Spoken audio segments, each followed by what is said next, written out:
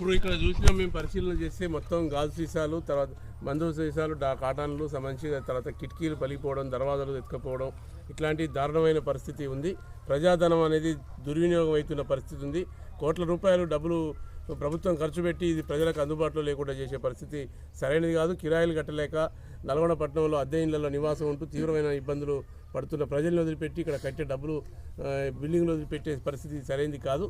మేము అనేక సార్లు సిపిఎం పార్టీగా ఆందోళన చేసిన ఫలితంగా డబుల్ బెడ్రూమ్ ఇండ్ల కోసం దరఖాస్తులు తీసుకున్నారు. దాదాపు 11,000 మంది 12,000 దరఖాస్తులు నల్గొండ టౌన్లో వస్తే అవి 3,500 మందిని అర్హులుగా తేల్చారు.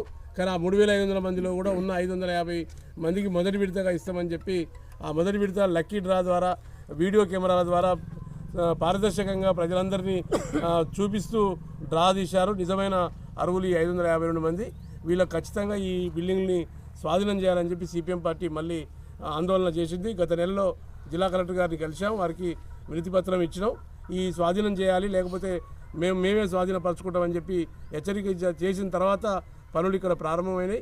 కాంట్రాక్టర్లు వస్తున్నారు. రోడ్లు, కంప చెట్లు అంతకుముందు మేము చూసే సందర్భంలో కంప చెట్లు ఇవన్నీ కూడా ఉండే. ఇప్పుడు రెండోసారి మేము వస్తున్న క్రమంలో కొత్త క్లీను ఉంది. రేపు జనవరి 15 నాటికి